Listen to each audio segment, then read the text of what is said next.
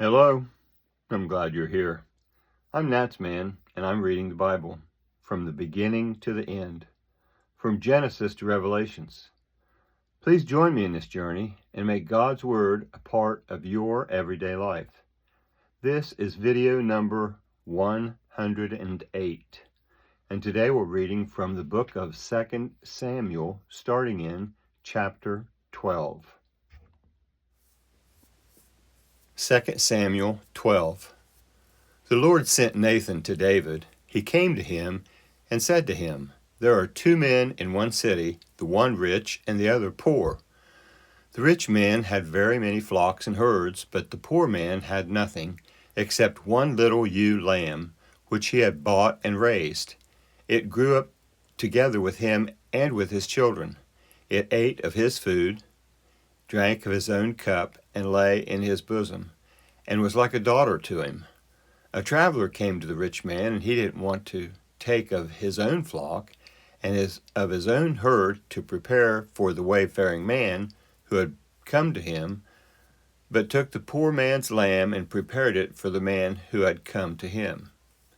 David's anger burned hot against the man, and he said to Nathan, "As the Lord lives, the man who has done this deserves to die. He must restore the lamb fourfold, because he did this thing and because he had no pity." Nathan said to David, "You are the man. This is what the Lord, the God of Israel, says. I anointed you king over Israel, and I delivered you out of the hand of Saul. I gave you your master's house and your master's wives into your bosom, and gave you the house of Israel and of Judah, and if that would have been too little, I would have added to you many more such things. Why have you despised the Lord's word to do that which is evil in his sight? You have struck Uriah the Hittite with the sword, have taken his wife to be your wife, and have slain him with the sword of the children of Ammon. Now, therefore, the sword will never depart from your house, because you have despised me, and have taken Uriah the Hittite's wife to be your wife. This is what the Lord says. Behold, I will raise up evil against you out of your own house, and I will take your wives before your eyes and give them to your neighbor, and he will lie with your wives in the sight of the sun. For you did this secretly, but I will do this thing before all Israel and before the sun." David said to Nathan, "I have sinned against the Lord." Nathan said to David, "The Lord also has put away your sin. You will not die. However, because by this deed you have given great occasion to the Lord's enemies to blaspheme, the child also who is born to you will surely die." Then Nathan departed to his house. The Lord struck the child that Uriah's wife bore to David, and he was very sick. David therefore begged God for the child, and David fasted and went in and lay all night on the ground. The elders of his house arose beside him to raise him up from the earth, but he would not, and he didn't eat bread with them. On the seventh day the child died. David's servants were afraid to tell him that the child was dead, for they said, "Behold, while the child was yet alive, we spoke to him, and he didn't listen to our voice. How will he then harm himself if we do tell him that the child is dead?" But when David saw that his servants were whispering together, David perceived that the child was dead, and David said to his servants, "Is the child dead?" They said, "He is dead." Then David arose from the earth, and washed and anointed himself, and changed his clothing, and he came into the Lord's house and worshipped. Then he came to his own house, and when he requested, they set bread before him, and he ate. Then his servants said to him, "What is this that you have done? You fasted and wept for the child while he was alive, but when the child was dead, you rose up and ate bread." He said, "While the child was yet alive, I fasted and wept, for I said, who knows whether the Lord will not be gracious to me that the child may live? But now he is dead. Why should I fast? Can I bring him back again? I will go to him, but he will not return to me." David comforted Bathsheba his wife, and went in to her and lay with her. She bore a son, and he called him Solomon. The Lord loved him, and he sent by the hand of Nathan the prophet, and he named him Jedediah for the Lord's sake. Now Joab fought with Rabbah of the children of Ammon, and took the royal city. Joab sent messengers to David and said, I have fought against Rabbah, yes, I have taken the city of waters. Now therefore gather the rest of the people together, and encamp against the city, and take it, lest I take the city, and it be called by my name. David gathered all the people together, and went to Rabbah, and fought against it, and took it. He took the crown of their king from off his head, and its weight was a talent of gold, and in it were precious stones, and it was set on David's head. He brought a great quantity of plunder out of the city. He brought out the people who were in it, and put them to work under saws, under iron picks, under axes of iron, and made them go to the brick kiln, and he did so to all the cities of the children of Ammon. Then David and all the people returned to Jerusalem. That was 2 Samuel 12. This is 2 Samuel 13. After this, Absalom, the son of David, had a beautiful sister whose name was Tamar, and Amnon, the son of David, loved her.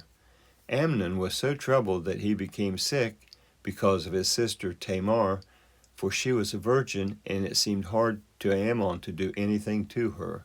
But Amnon had a friend whose name was Jonadab, the son of Shimea, David's brother, and Jonadab was a very subtle man. He said to him, Why, son of the king, are you so sad from day to day? Won't you tell me? Amnon said to him, I love Tamar, my brother Absalom's sister. Jonadab said to him, Lay down on your bed and pretend to be sick. When your father comes to see you, tell him, Please tell my sister Tamar, come and give me bread to eat, and prepare the food in my sight, that I may see it and eat it from her hand. So Amnon laid down and faked being sick. When the king came in to see him, Amnon said to the king, Please let my sister Tamar come and make me a couple of cakes in my sight, that I might eat from her hand. Then David sent home to Tamar, saying, Go now to your brother Amnon's house and prepare food for him. So Tamar went to her brother Amnon's house, and he was lying down. She took dough, kneaded it, made cakes in his sight, and baked the cakes. She took the pan and poured them out before him, but he refused to eat. Amnon said, Have all men leave me? Then every man went out from him. Amnon said to Tamar, Bring the food into the room, that I may eat from your hand. Tamar took the cakes which she had made, and brought them into the room to Amnon her brother. When she had brought them near to him to eat, he took hold of her and said to her, Come lie with me, my sister. She answered him, No, my brother, do not force me, for no such thing ought to be done in Israel. Don't you do this folly. As for me, where would I carry my shame? And as for you, you will be as one of the fools in Israel. Now therefore, please speak to the king, for he will not withhold me from you. However, he would not listen to her voice, but being stronger than she, he forced her and lay with her. Then Amnon hated her with exceedingly great hatred, for the hatred with which he hated her was greater than the love with which he had loved her. Amnon said to her, Arise, be gone. She said to him, No, not so, because this great wrong in sending me away is worse than the other that you did to me. But he would not listen to her. Then he called his servant, who ministered to him, and said, Now put this woman out from me, and bolt the door after her. She had a garment of various colors on her, for the king's daughters who were virgins dressed in such robes. Then his servant brought her out and bolted the door after her. Tamar put ashes on her head and tore her garment of various colors that was on her, and she laid her hand on her head and went her way, crying aloud as she went. Absalom, her brother, said to her, "Has Amnon your brother been with you? But now hold your peace, my sister. He is your brother. Don't take this thing to heart." So Tamar remained desolate to her brother Absalom's house. But when King David heard of all these things, he was very angry. Absalom spoke to Amnon neither good nor bad, for Absalom hated Amnon because he had forced his sister Tamar. After 2 full years, Absalom had sheep shearers in Baal Hazor, which is beside Ephraim, and Absalom invited all the king's sons. Absalom came to the king and said, "See now, your servant has sheep shearers. Please let the king and his servants go with your servant." The king said to Absalom, "No, my son, let's not all go, lest we be burdensome to you."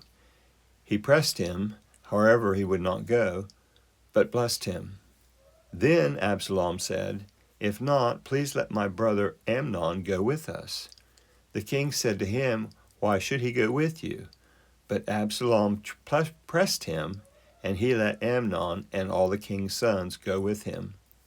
Absalom commanded his servants, saying, "Mark now, when Amnon's heart is merry with wine, and when I tell you, strike Amnon, then kill him.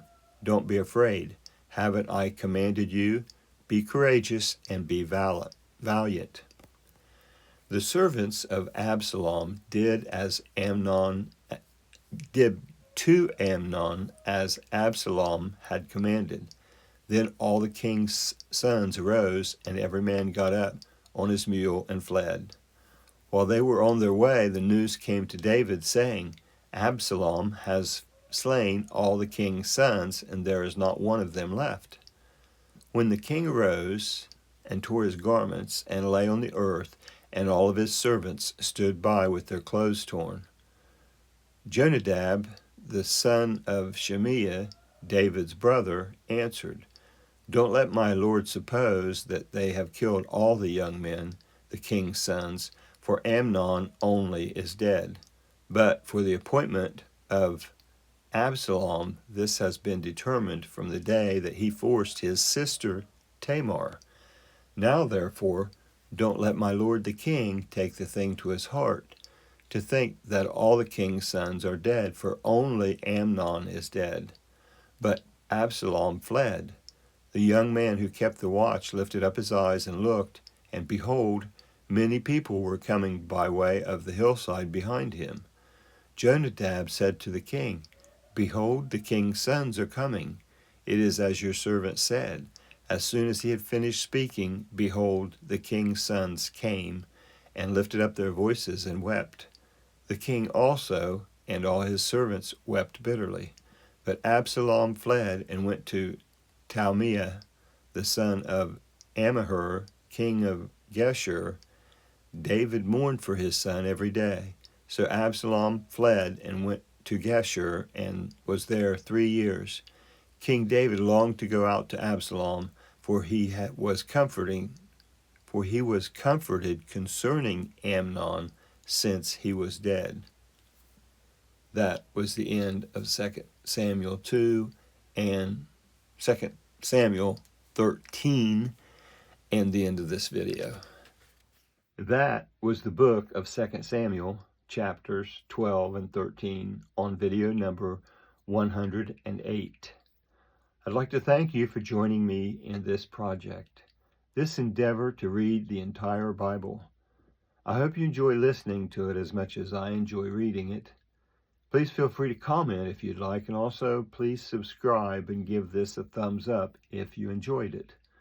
If this is your first visit to NatsMan Reads the Bible, I leave a link in the description to the intro video that explains what we're working to accomplish here. I hope you come back for the next video, and until then, thank you. Have a blessed day. I'm NatsMan, and I'm out.